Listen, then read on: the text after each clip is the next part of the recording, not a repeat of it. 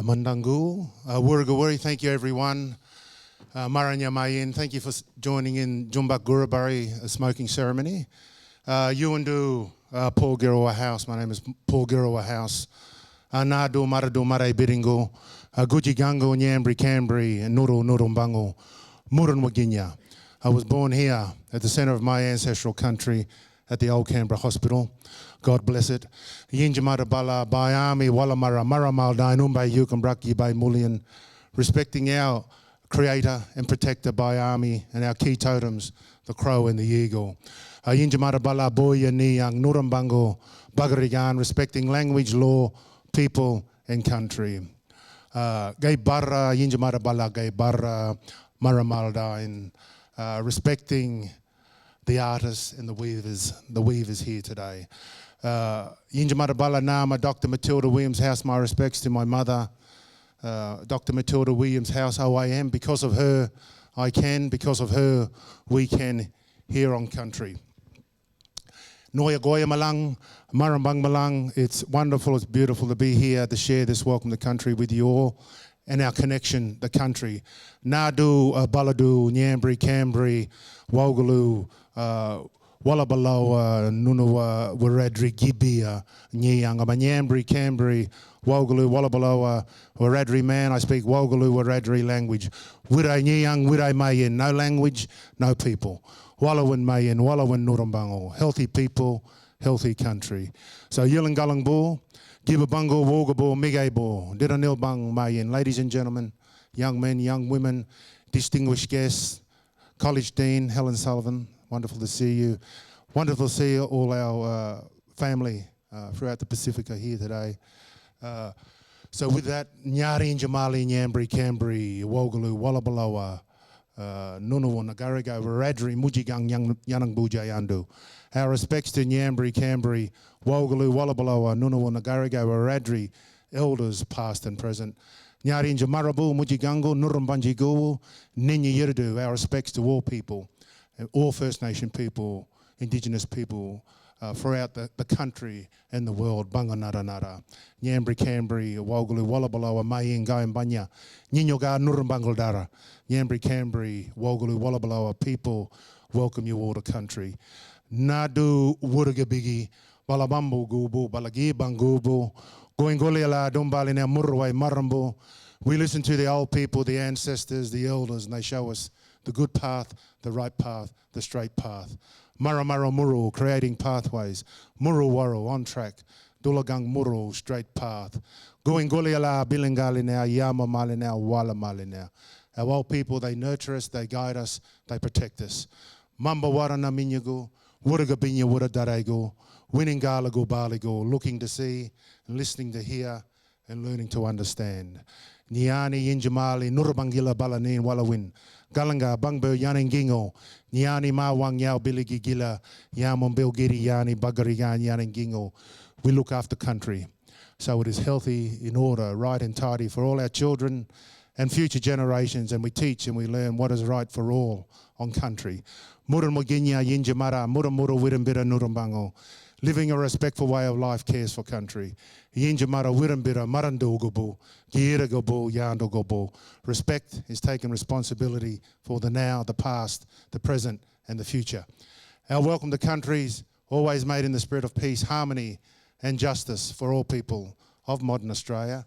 Our main aim as local custodians, always to establish an atmosphere of mutual respect through the acknowledgement of our ancestors and the recognition of our rights to declare our special place in the pre and post history of the Canberra region. The name Canberra is derived from the name of our people and country right here, the Nyambri, Cambri, Canberra. Everything we do is based on Yinjamara, Yinjamal, Gijal, Yinjamarabu, a good nutrient word that means many good things. To go slow, be patient, be polite, be gentle, take responsibility, uphold. Respect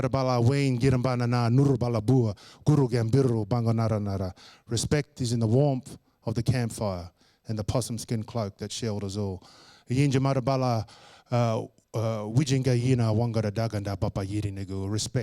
is in how our matriarchs dig for yams in Mother Earth. Magigiri Bogongu Dirnda. Respect is in the journey of the Bogong moths in the mountains. Maragaladal, Walamaya Mayangalang. We hold fast to each other, we empower the people. Walangunmala Mara Maragure. We be brave, we make change. Diriawana Murawara Nawan Bira. We get up, we stand up, and we show up. Wonderful, everyone is here. Mara Mara Ninya Giramar Maranya. Respect shapes us and lifts up the people. Mara Mara Winanga Gigalana Mayin. Respect creates people who care for each other. So with that, Guayambana, consider yourself all welcomed the country. Just like to acknowledge my mother, my matriarch. I'd like to acknowledge all the matriarchs in the room. My mother was one of the first Indigenous Australians to be awarded an honorary doctorate here from the ANU in 2017. Mum on yesterday was attended her investiture for Order of Australia at Yarralumla, an OAM. Thank you. Yeah.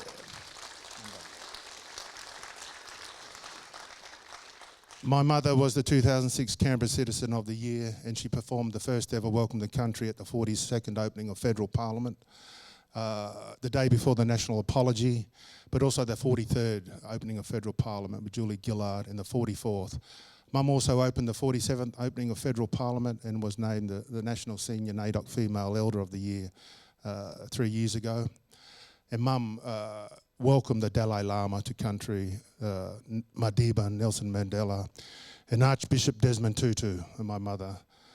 And my mother is the oldest of 10 children born on a dirt floor under the White Australia policy, the Aboriginal Protection Act, and was sent to Parramatta Girls' Home when she was 12 years old, the infamous Parramatta Girls' Institute.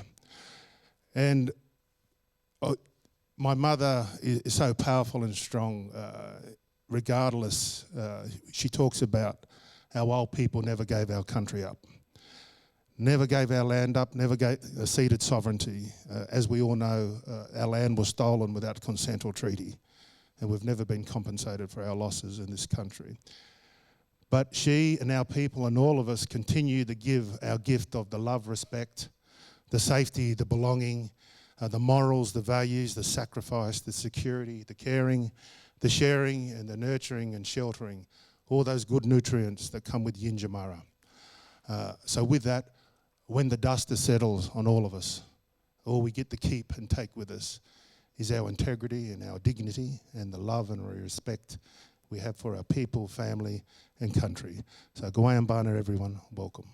Mandangu.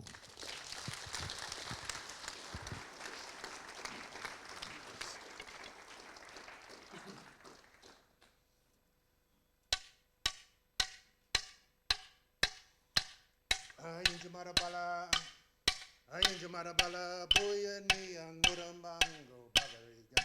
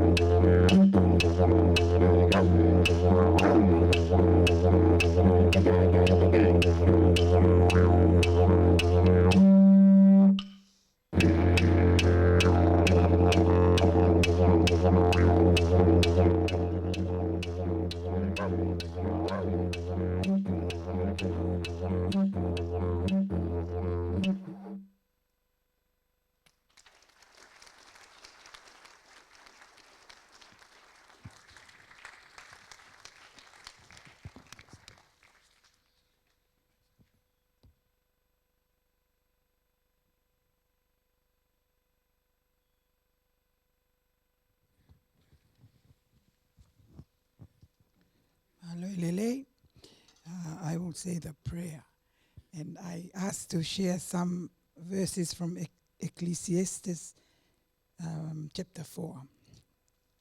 2 are better than 1 because they have a good return for their labor. If either of them falls down, one can help the other up. Though one may be overpowered, two can defend themselves. A cord of 3 strands is not quickly broken. Ke tau lotu. Let us pray.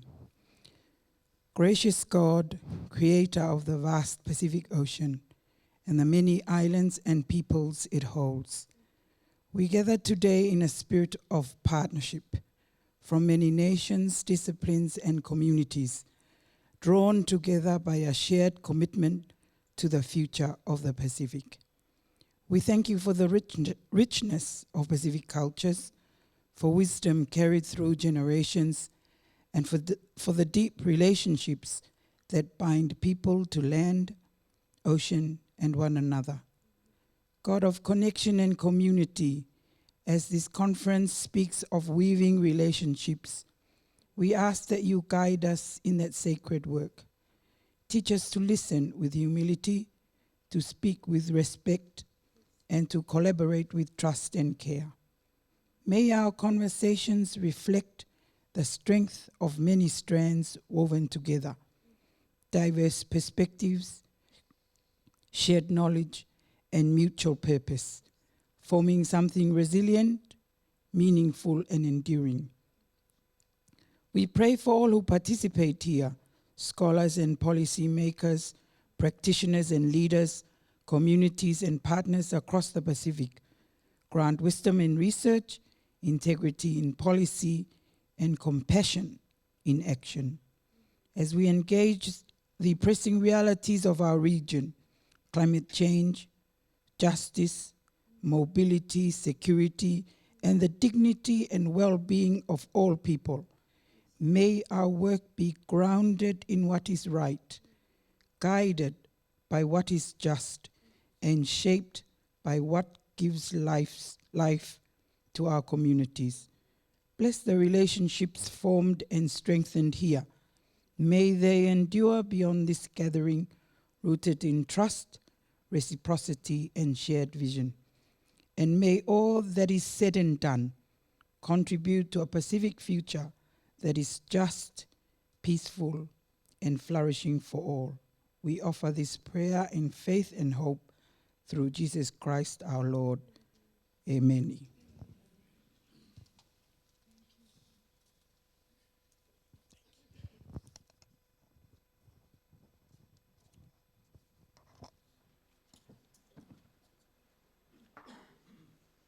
Well, good morning, everyone. It is so wonderful to see so many friends, so many familiar faces, some I haven't seen for quite some time. And it is a very great privilege to be invited to be at the opening ceremony of this wonderful, wonderful event. My name is Helen Sullivan. I have the great privilege of being the Dean of the College of Asia and the Pacific. And as I begin, I would like to acknowledge and celebrate the first Australians on whose traditional lands and airwaves we meet. And I pay my respects to the elders past and present, and thank you, Paul, for your very generous welcome to country. I'd also like to acknowledge all of the extraordinary matriarchs that are with us today. It is humbling to be in such esteemed company. To Reverend Dr. Carter and members of the clergy, to Your Excellency Fiamē Naomi Mataʻafa, elders from the Pacific, heads of mission, senior government officials from Australia and the Pacific, ANU leaders, colleagues, students, and everyone joining us online in Australia and across the Pacific, Yuma, and welcome to the ANU. We are thrilled in the College of Asia and the Pacific to be hosting the State of the Pacific Conference once again this year, both in person and via live stream. I appreciate that there are huge challenges and uncertainties in our world at present, and the choice to leave home, to travel, is not always an easy one. Despite this, I understand that our conference participants have travelled from Fiji, New Caledonia, Papua New Guinea, Solomon Islands, Tonga, Samoa, Vanuatu, New Zealand, and from across Australia. I thank you all for joining us. This is a flagship conference for our college, which we have hosted for well over a decade, And in this forum, we bring together Pacific-focused academics and policymakers to hear and discuss research and reflections on the latest political, economic, and social developments in the region. The conference is an opportunity to celebrate the diversity of our region, demonstrated by the breadth and depth of research to be presented and the power of research partnerships. And I would like to acknowledge here the Australian government's funding support for the conference provided through the Pacific Research Programme. Over many years, the College of Asia and the Pacific has built a strong reputation for effectively communicating our research and experience to a broad range of stakeholders, with the goal of fostering and informing discussion and decision-making on critical Pacific issues. The Department of Pacific Affairs within our college exemplifies this work, having established itself as a trusted source of high-quality, policy-focused research and expertise grounded in long-standing relationship with partners across the Pacific. None of what happens in that department, or indeed in most of our college, could be done without the strong relationships that we have with the various communities with which we work. This year's State of the Pacific will explore the power of collaboration and partnership in generating and sharing knowledge to inform evidence-based debate and decision-making. And who, goodness only knows, we need more evidence in our decision-making. With the theme of weaving Pacific research relationships, the conference seeks to engage in meaningful dialogue about long-term relationships grounded in Pacific values. Like the art of weaving, truly impactful research and policy are not created in isolation. They are carefully crafted through collaboration, strengthened by trust, and sustained through care. This theme brings us into a shared space where diverse voices meet across cultures, disciplines, and generations. Together, we are not simply exchanging ideas, we are co-creating and sharing knowledge that is deeply rooted in the interests, aspirations, and needs of Pacific communities. Panels convened by academic staff and PhD students from across the college, as well as the ANU Pacifica Student Society, will explore issues of telecommunications and connectivity, Pacific migration, geopolitics, Pacific peace-building initiatives, Pacific research methods, gender and inclusion, the role of big data in understanding Pacific democracy, issues of law and justice, climate diplomacy, and Pacific partnerships, and I'm sure a few other things along the way. We hope this year's State of the Pacific Conference, guided by its focus on partnership, resilience, and a shared regional future, will foster thoughtful dialogue on both enduring challenges and emerging priorities for collaboration and learning. Across the region, debates are increasingly shaped by the urgency of climate finance and loss and damage, the push for a just energy transition, and the growing recognition of climate change as the Pacific's central security concern. At the same time, Pacific countries are navigating intensifying strategic competition while asserting their agency, balancing external partnerships with a commitment to regionalism and the Blue Pacific identity. Questions around development pathways, particularly debt sustainability, aid effectiveness, and economic sovereignty, remain front of mind, alongside evolving discussions on climate mobility, human security, and the importance of Pacific-led research and knowledge systems. In this context, the need for rigorous, independent, and collaborative research has never been greater. Globally, regionally, and within our communities, there is a sense of unease as we face challenging times at home and abroad. This moment calls us to take stock of our greatest strengths, our people, our researchers, and our students. Through this conference, we come together to showcase and celebrate scholarship supported through the Pacific Research Programme and the long-standing relationships that sustain that research. Above all, we honour the enduring strength of Pacific studies, our higher education partnerships across the Pacific, and the next generation of Pacific scholars and Pacific Island researcher leaders. I warmly welcome you all and encourage open, constructive engagement throughout the conference. I wish you all a very productive 3 days of discussion. Thank you.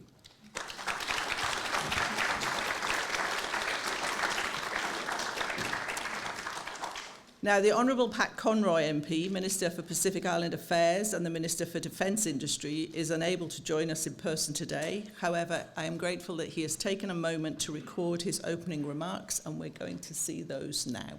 Thank you. Good morning. I begin by acknowledging the traditional owners of the land on which the conference is meeting, the Ngunnawal and Ngambri people. I'd also like to acknowledge Her Excellency Fiamē Naomi Mataʻafa, Professor Helen Sullivan and ANU leaders, members of the clergy, heads of missions, students and everyone joining online across Australia and the Pacific. It's great to see that so many people share an interest in the Pacific, and this conference is an invaluable forum for sharing insights about our region. Its focus on relationships chimes with the government's approach to put our region first and prioritise our partnerships. That means listening to our partners, responding to our partners, and with our partners and with Pacific-led solutions, tackling the problems that stand in the way of our common, prosperous and peaceful future. We know that climate action is urgent. Rising sea levels, warming ocean temperatures, severe weather events and more are having a palpable impact across the Pacific region and affecting our future. It's why we want to amplify Pacific voices at pre-COP, ensuring their experiences are heard around the world.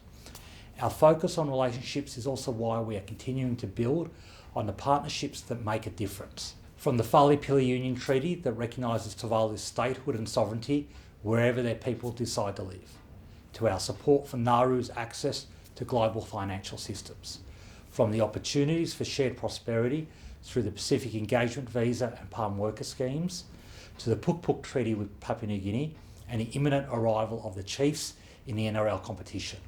As a die-hard footy fan, I might just add how happy this makes me. These are only a handful of the actions we're taking with our partners in the Pacific.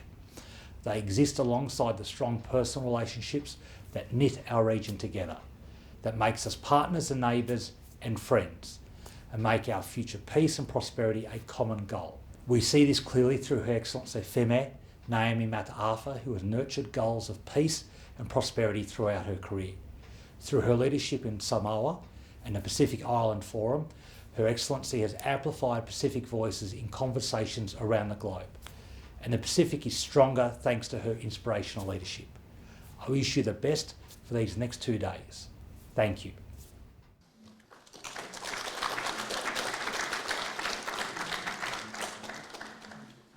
Bit of seamless organisation here on our part. See, if the Minister had been here, none of this would have happened.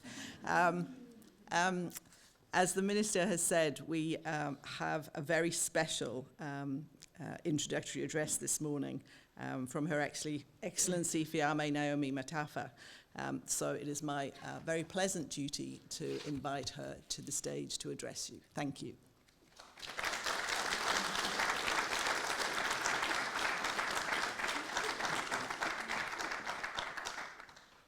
O te mua e whaatulou, ma whaatalo whalipa e manu malua Samoa poto i ona tūlanga wharupe. Ia, o le tautalanga nei tai au, o se tātou sao lea ia manu au. Ia awale nei convenes tāua, o le State of the Pacific, i le laumua nei le National University of Australia. Talo falava and good morning. At the outset, I would like to acknowledge Elder Paul Holmes, the people of Ngunnawal and Cambry. Thank you very much for the sacred welcome to country this morning. And I also acknowledge the Indigenous custodians of the land and all Aboriginal, Indigenous and Torres Strait elders and the people here today. Thank you to my friend, Reverend Dr. Ngutea, for uplifting this conference and the gathering of Pacific minds in the prayers and readings offered this morning. The special welcome by the Minister for Pacific Island Affairs, the Honourable Pat Conroy, and of course the warm welcome and hospitality of the Dean of the College of Asia and the Pacific, Professor Helen Sullivan. I recognize the Pacific elders, leaders, scholars, practitioners, and students of our Pacific communities present here and joining us from across the region online. It's an honor to be invited to reflect with you and to share insights at the State of the Pacific 2026 conference on the theme, Weaving Our Pacific Research Relationships. In doing so, I would like to center my reflections on people, belonging, and Pacific futures. I want to begin not with theory, not with policy language, but with lived experience. When I became Prime Minister, I was asked a question that many leaders are asked. What is your vision? My answer was deliberately simple. I want a Samoa where people want to stay and where they have a stake. That statement was not a rejection of mobility. Movement has always been part of our Pacific life. Our ancestors were navigators, settlers, and innovators who crossed vast oceans long before modern borders existed. In more recent times, Pacific families have continued this tradition through migration for education, employment, and security. Before I entered politics, I was myself a product of this movement. A young Samoan who went to Aotearoa, New Zealand for secondary and tertiary education. Like many Pacific families, ours believed mobility widened opportunity.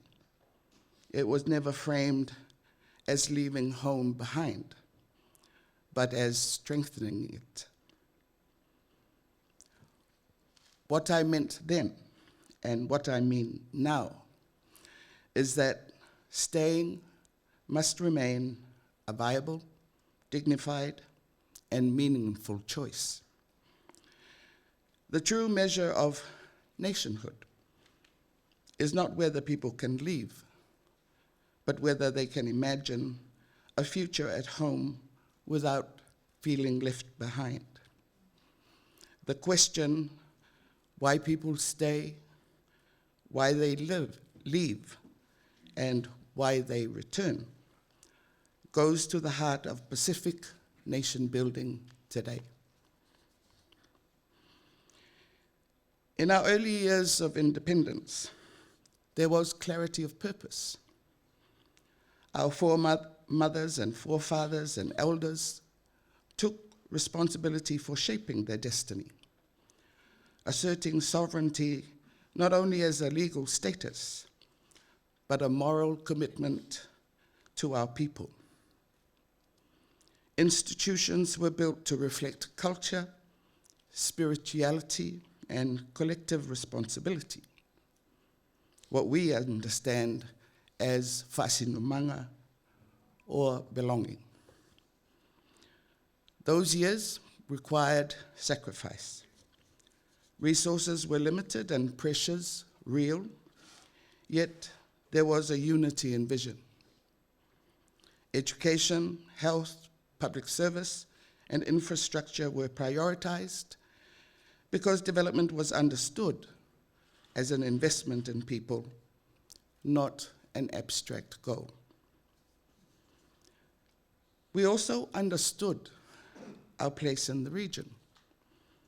Solidarity with neighboring Pacific nations, alongside principled engagement with external partners, provided stability and gradual opportunity.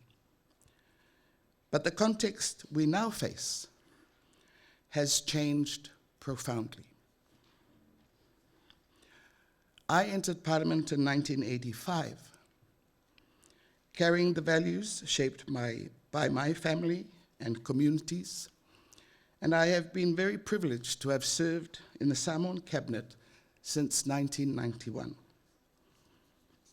Those values of humility, responsibility, and service have guided me through decades of change. These values I also share as part of our ainga of scholars and who have taken time to study how our peoples reassert indigenous diplomacy, oceanic diplomacy, where we will relaunch this collection this Thursday. Today, Pacific societies operate in a more complex environment.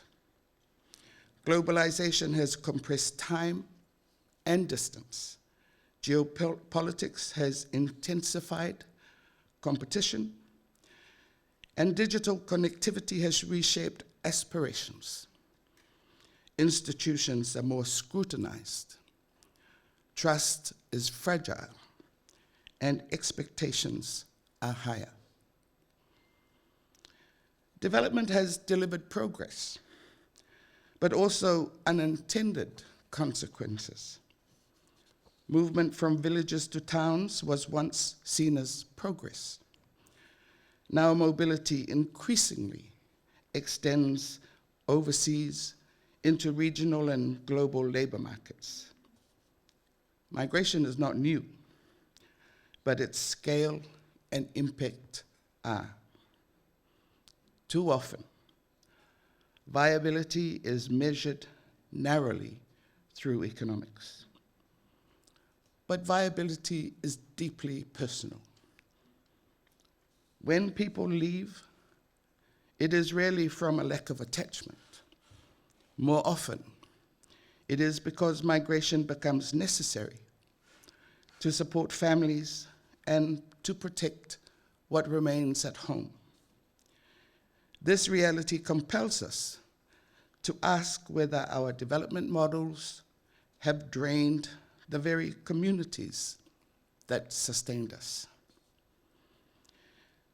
It is shaped inside our families and our households rather than ministries. It emerges in conversations between our ainga family, between elders, parents, and children. It is expressed through questions that carry emotional weight. Is there work with paid income here? Can we afford to stay? Will my children be safe, educated, hopeful? When people decide to leave, it is not because they lack attachment. More often it is because in order to build their homes, provide the best for their families and protect their heartlands, they must migrate to search for paid work in the cities or overseas in the agriculture fields of Australia and New Zealand. This reality forces us to confront difficult truths.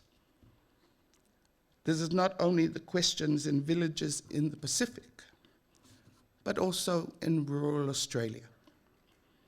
Did our development models inadvertently hollow out the very communities that sustained us?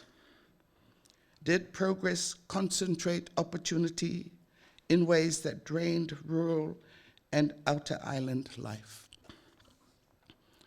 When communities lose their young people, caregivers, and future leaders, what remains? And who carries the future? Mobility should not be misread as failure. People move because they seek dignity, security, and opportunity. Migration is a signal, revealing where systems are unequal and opportunities uneven. The challenge is not to reverse history, but to rethink development. How do we create meaningful livelihoods today? How do we strengthen rural and outer island communities so staying is a choice, not a compromise? Nation building is an ongoing negotiation between belonging and growth, mobility and rootedness. Sovereignty, in this sense, is lived. We in the Pacific continue to honor the Pacific Way, a worldview grounded in relationships, values, and collective responsibility.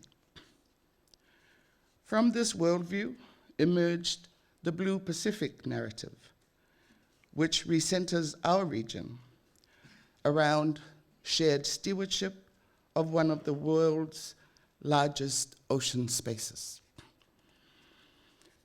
As Epeli Hau'ofa so powerfully reminded us, our ocean connects us rather than divides us.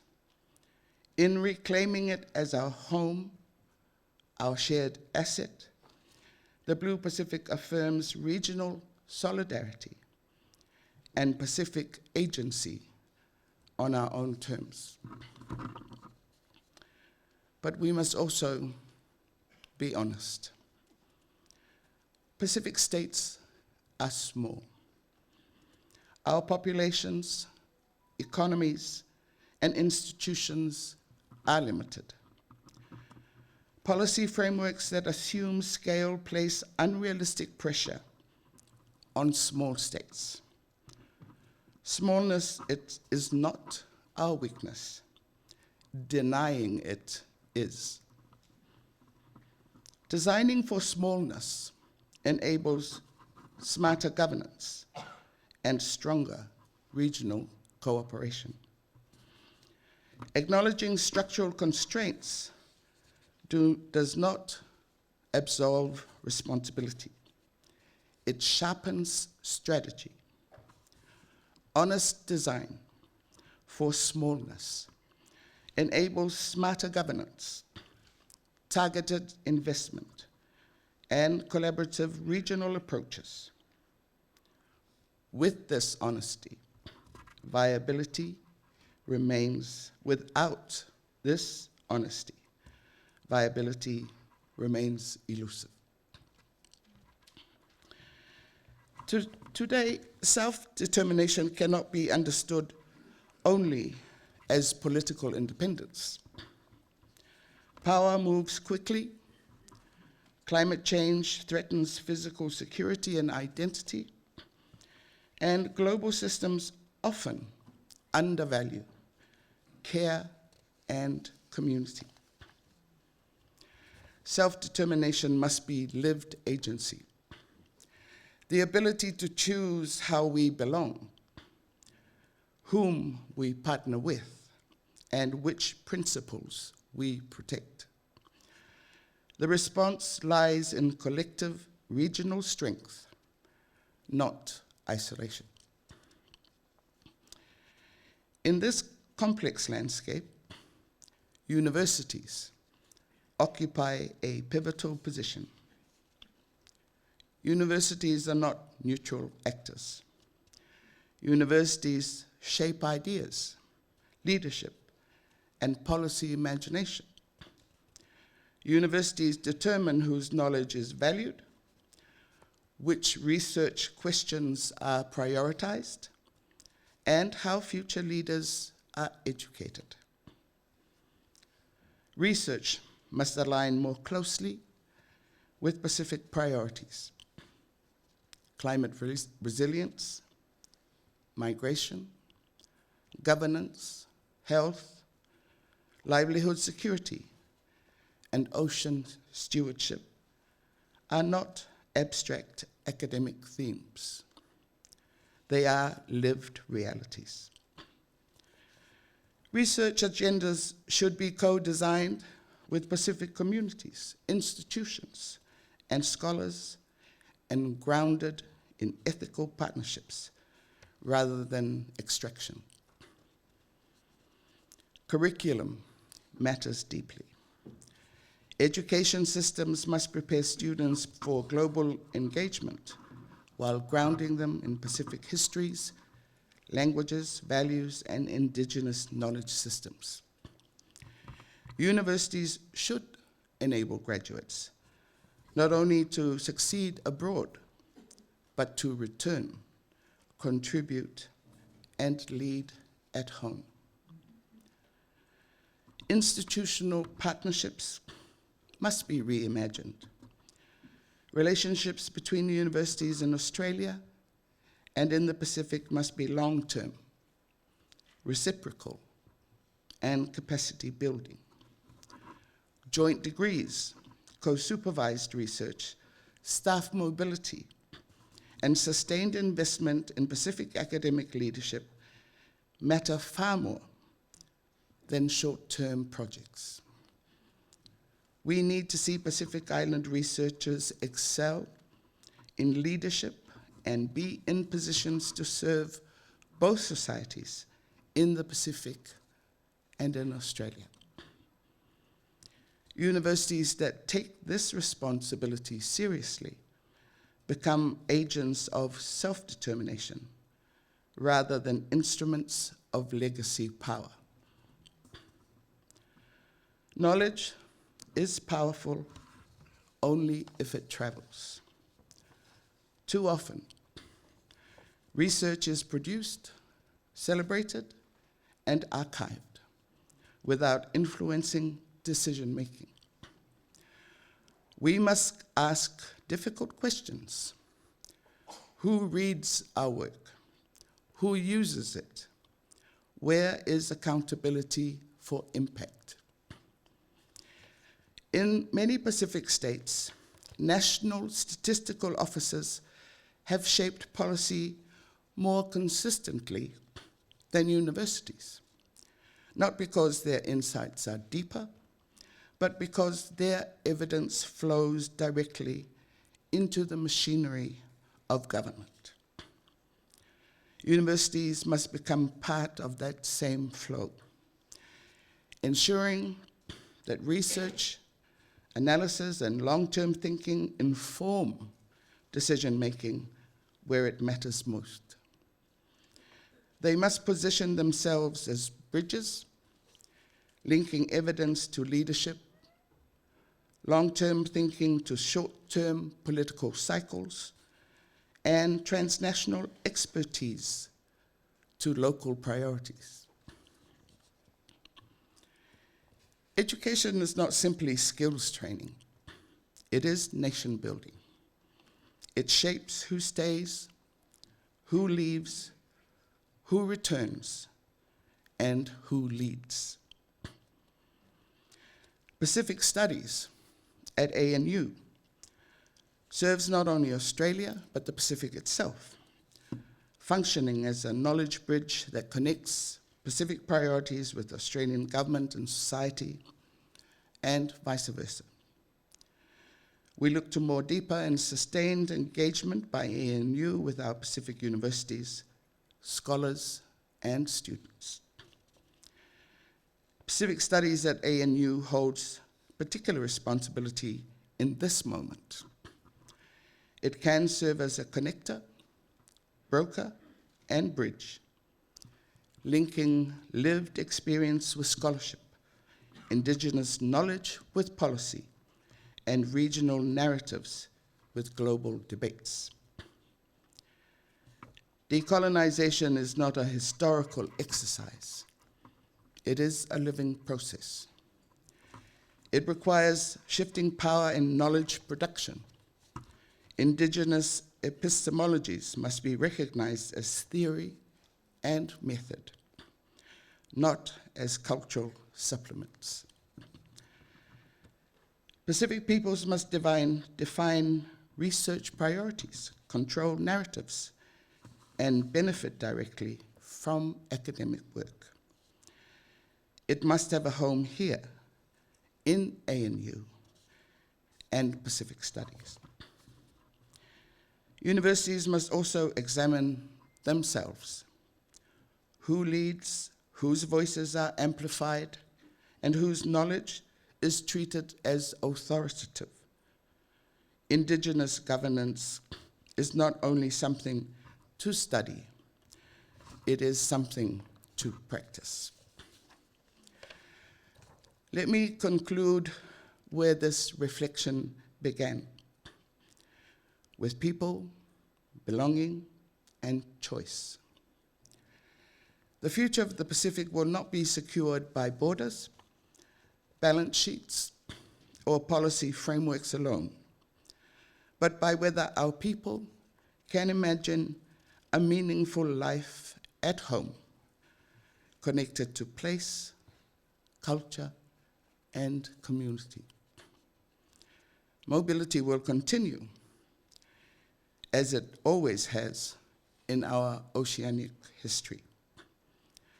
But staying must remain a dignified and viable choice, not a sacrifice.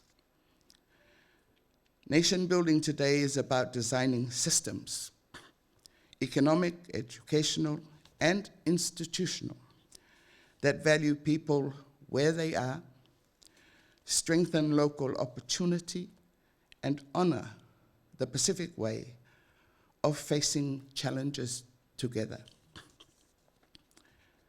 The Blue Pacific reminds us that we are not small, isolated states, but a region bound by a shared ocean, shared responsibility, and shared destiny. Our task, whether as leaders, scholars, or institutions, is to ensure our knowledge, partnerships, and policies serve Pacific agency in Pacific terms, so that our people not only move through the world with confidence, but always know that they belong and always have a reason to return. One of my favorite Samoan proverbs, one that has guided my leadership in the village, in government, and in international setting, ole mativa whaafesangai. It reminds us that in times of challenge, hardship, adversity, or poverty, as they inevitably come, we do not turn our backs on one another. We face each other, face to face, fully present. It speaks to collective survival, shared responsibility, and the quiet strength that comes from standing together with dignity. When I say that I want a Samoa where people want to stay and where they have a stake, I mean a Samoa where people feel there is something precious, worth holding on to. Their land, their language, their culture, their families, and their future. A stake is more than economics. It is belonging. It is the quiet but powerful commitment to protect what we love, to work for it, to stand for one another, especially when times are hardest. Because our future is not built by those who turn away, but those who face each other and stay. Thank you.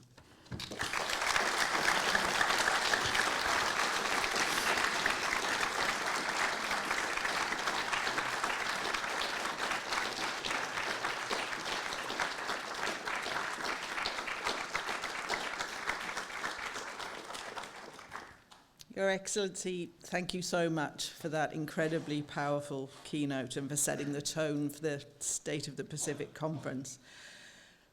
There is so much in that address to reflect on that speaks to the theme of this conference, weaving Pacific research partnerships and relationships, and focusing on how we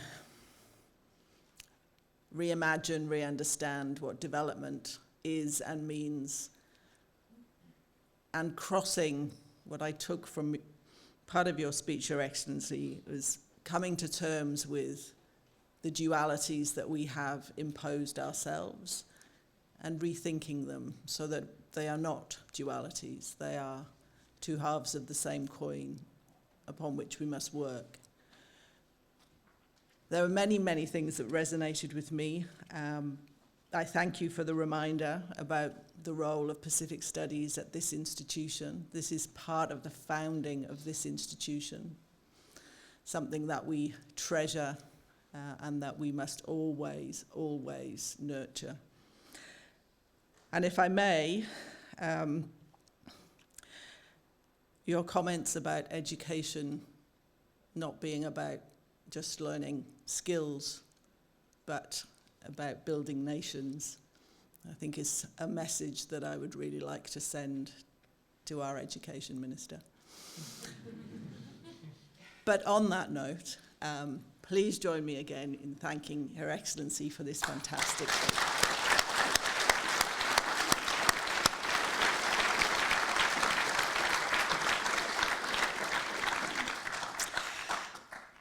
And now, I have the very great pleasure, although I can't see her, there she is, of inviting my very dear friend, Dr. Naomi Rooney. I have known Naomi for many years. She was one of the first people I met when I came to the ANU, and it has been a great delight to follow her academic progress and the leadership that she now has in this institution. Dr. Rooney is here with the ANU Pacifica Student Association for a special Pacific welcome that I will hand over to you to explain and deliver. Thank you so much.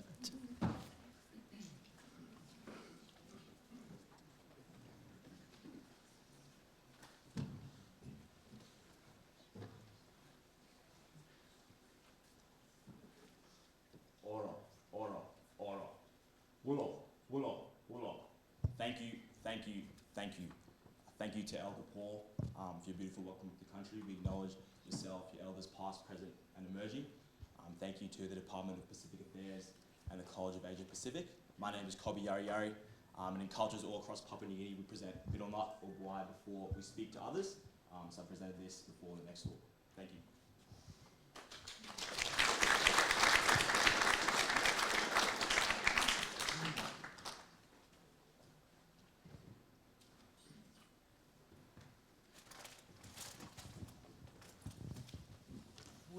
Thank you.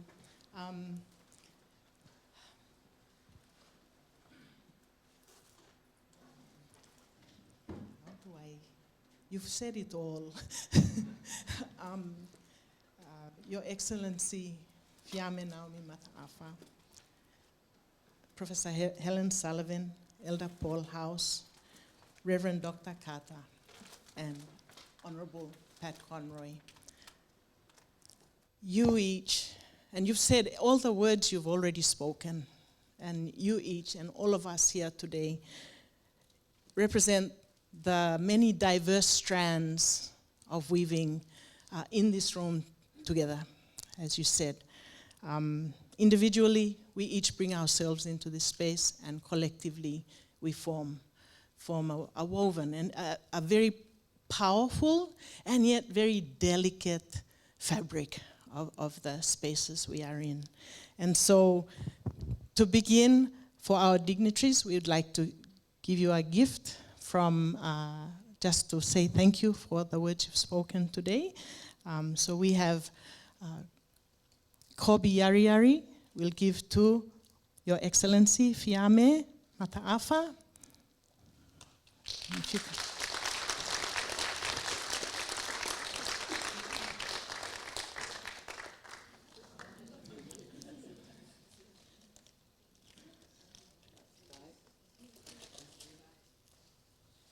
Sophie from Fiji will give to Professor Helen Sullivan.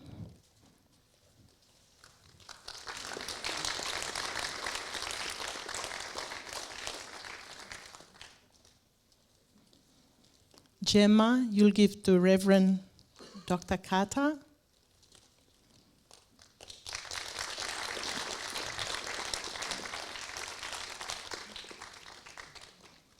And Milton, you'll give to Elder Paul House. And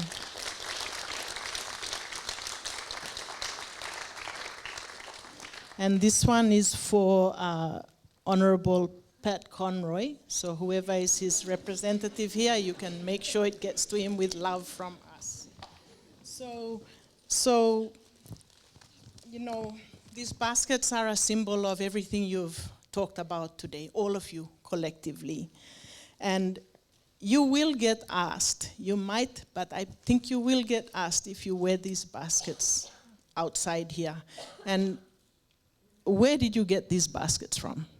And who gave you these baskets? This is quite a common question. Why? Because our woven material culture is our identity. It is everything about who we are in the Pacific. And in addition to whatever meaning we hope that you will attach to them and make for yourselves, we give you a bit of background. These baskets come from Manus province in Papua New Guinea, often not very well known in the Australian context, for reasons I'll go into at another panel.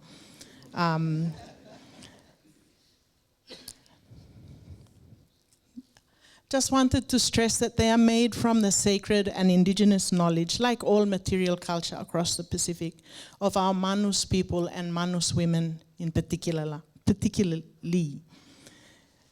They're not just baskets, they're not just weavers and woven, they're scientific knowledge handed down ancestrally. It gives me goosebumps to think about how our people knew which trees, which plants had this particular kind of fiber. How did they know how to extract these fibers in soaking the fiber in water over days in order to extract so the fibers would be pliable?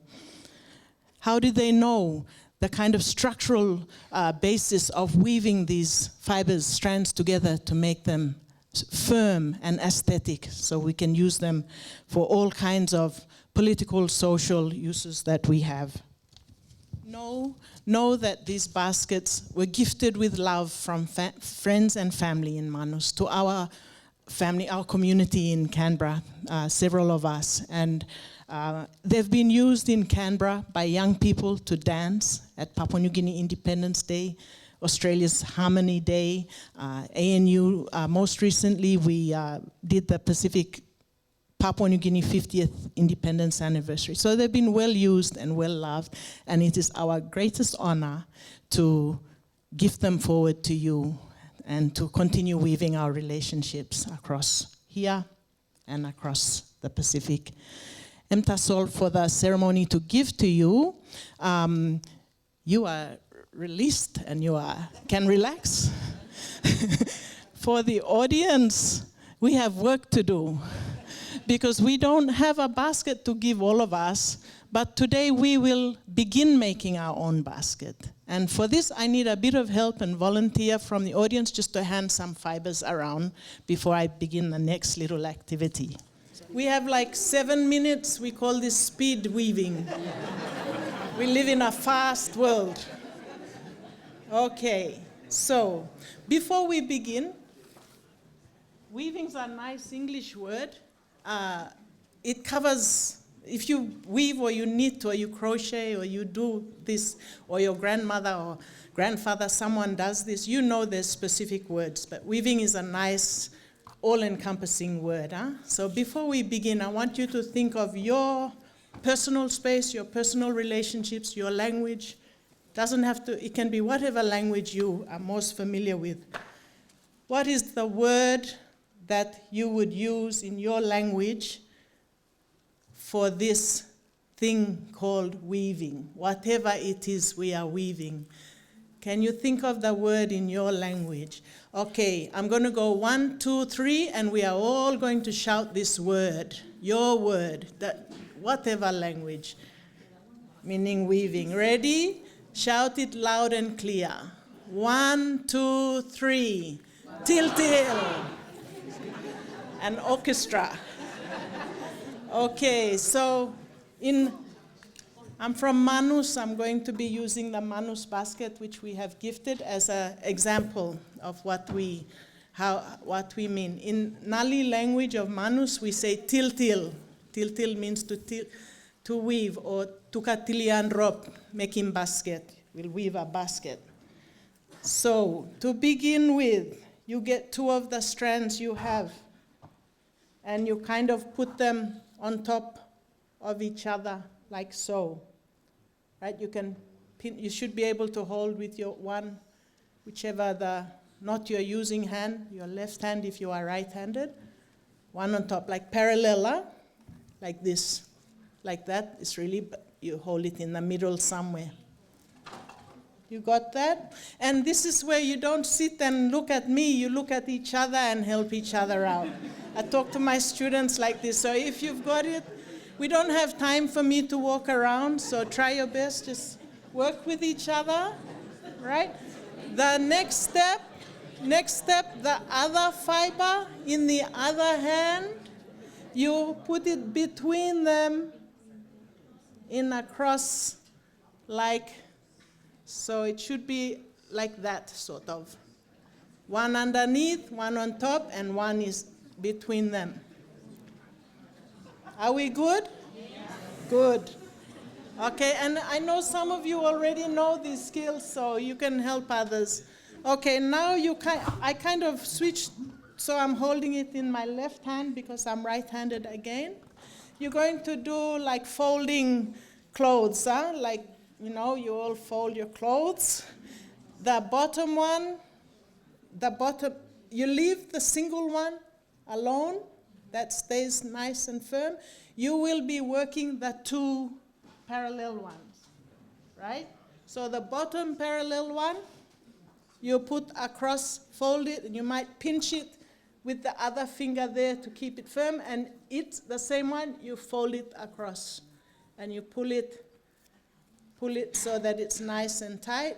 Got it? You're good, you're good. Okay, now the other one goes across.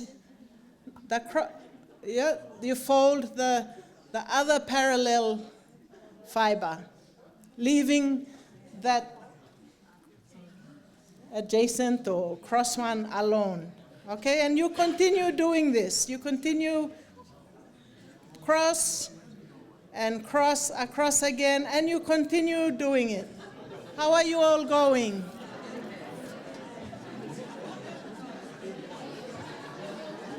Success? I have to stay here. I'll come back to you. I was going to go show people. Oh, no, they don't have time. Okay, so, all right, now you can all relax. I see some stress. And trust me, if we were at home, my sister taught me to weave, and she said, oh, grandmother smacked my hands many times and until she could get it right, because it's such a necessary part of life. You have to get this skill right. It's not just the literacy, ABC, and the accounting book. This is a part of life if you don't get it right. So what you should have, if we had more time and we were a smaller group and we were closer together, you would end up with something that looks like this, right? You will have the woven, that single one will be hanging like this, and those ones you are weaving, and you'll have a woven kind of a rope. And that part is this part of the man's basket.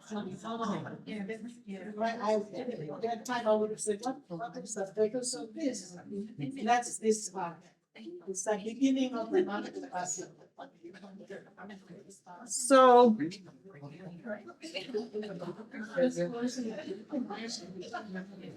so if we had time, we would then add more, we would turn it and then begin working the two. We would add 2 strands at a time. As you see in a basket that I've made and completed. And we would continue on until we reach the desired size of the basket, the base of the basket there. So what's the point of all this? I think the message in this is, we've heard the message today already. If this, in Manus we call this as roindrop, the beginning, the roots of the basket, or as basket. Asplo basket, it's the base, the foundational base of the basket. If this is not well made, if it is not firm, if it doesn't hold, you will have to undo and repeat it until it is very firmly made so that you can complete this basket. Otherwise, your basket will not hold. It will disintegrate before you've even begun. And it's the very beginning stage of the interior space of the basket and the exterior part of the basket. So I want to move on there to the material, tiltilia basket, tiltil, to meaning and knowledge and conceptualization. How do we move into these spaces? And I introduce the next word, pahas. Pahas hian, everything we've heard today, the wise words we've heard is pahas. It's about meaning, it's about knowledge, it's about intentional deliberations over complex issues to achieve good outcomes, fruitful engagement, wisdom. And I learned this word from my mother before she passed away, and she said it's usually used on very special occasions when there is this kind of thinking together. And in Manus, we have an idiom, a phrase that relates to the basket, as basket. You will be asked if you are going into politics or you are doing a public event like a bride price, a marriage ceremony, or building a building, whatever public event, you'll get asked, "Wanem as basket bleyu?" That is, what is your has basket? What is the foundation of your basket? And every single one of these strands we've woven together is an individual person, an idea. It's where you're going to get your resources from in order to undertake this public event. If those resources and those relationships are not well kept, if they are not, they're not well woven, interwoven, your ass basket is not strong, just like the woven material basket, for you to undertake a public event. So kind of highlighting the connection between material basket is not just weaving, it's our social relationships, it's our conceptual and the knowledge we have in this term that's called weaving. So we don't have much time to go into it. It takes a long time. You'll already have felt that it takes intentional time, and it's not really that easy. You have to persist at this. So you imagine all our people across the Pacific. Sometimes we take it for granted. We got our money and we just go and buy one of these baskets like this, but the hours they have put into making that basket and the knowledge they've put into it. That's it. I wanted to highlight this as we move into the conference for all of you to think about what do we mean by weaving research relationships. And I have a few qualifications or cautions for all of us, because we hold a powerful place in the world we live in today. To be careful about the cliche trap, huh? It's easy to say words like weaving or relationships and forget the material knowledge that's coming behind it and what it means. It can obscure the reality of what we've heard today. Failure or difficulty to make a basket is okay. It just means we are trying. Yeah? So today, if you felt, I'm not very good at this, well, you tried. You know, I want to say you tried, and I'm happy. You picked it up and you tried. And if you kept trying, you might do it. And by the way, not all of us are basket weavers. You go to every society, we have people who specialize in leadership, in hunting, in warring, and we have specialties in basket making. So if it's not your lane, you stick to your lane, or, you know. We acknowledge our limitations in terms of pushing the conceptualization of weaving and policy. It has to always remain grounded in practice. Another thing I remind ourselves is we avoid epistemic violence or epistemic erasure. That is, as scholars today, we hold power in writing. And writing has become the currency of knowledge, and it's very easy for us to erase the knowledge that's on the ground. And as Pacific Islanders or people who love the Pacific, it's very important we don't, because otherwise we are being violent towards our own people. We always have to remember that. Wouldn't it be nice to have a weaving conference in the Pacific? We wouldn't have room for the knowledge holders in the Pacific. Renewal is an important part of weaving. These fibers may fray, relationships may fray, relationships may, come into conflict with each other. We renew, we repair, sometimes we discard a strand and we put a new strand in. We have to plant the plants in order to continue making these. So it's linked to climate change, it's linked to the environment. And finally, we have to be very careful that we don't put our Pacific people and our Pacific knowledge into a box and say that is tradition and that is the past.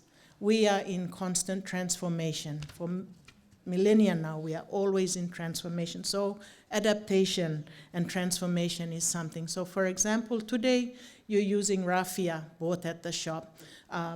This basket that I finally completed and I gifted to my brother was made from raffia. And we are always adapting when we don't have resources here. And I'm always mindful too that in the world where there's so much hunger and demand for this kind of thing, we can also add pressure at home if we suddenly go and flood the markets to get all of these fibers to do things. So while I'm here, I say, well, I'll make do with whatever I have here. When I go home now, my sisters don't give me a basket anymore because they know I now make it. They give me the fiber. Say, you make it and give. So that's it. Just a reminder, keep on working those fibers, both conceptually and materially. Hold them. I'll be around, so if you wanted to complete yours, just come and see me and we can work on it. I'll sit in a corner somewhere. And I've been told, George, please bring them back to the closing ceremony because you have to tell us how you progressed. That's your homework. And otherwise, thank you very much to our distinguished guests for the knowledge and the kind words. I know you're all desperate for your coffee and tea. Have a good conference and enjoy weaving your relationships and your basket. Ulo, ulo, ulo. Thank you.